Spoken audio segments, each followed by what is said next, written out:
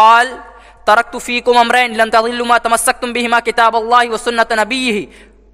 رواہ موطا فی کتاب القدر. کہا امام مالک کہتے ہیں اللہ کے رسول صلی اللہ علیہ وسلم کی ایک حدیث ان تک پہنچی، انہوں نے کہا اللہ کے رسول نے فرمایا ترکت فیکم امرین، میں تمہارے درمیان دو چیزیں چھوڑے جا رہا ہوں.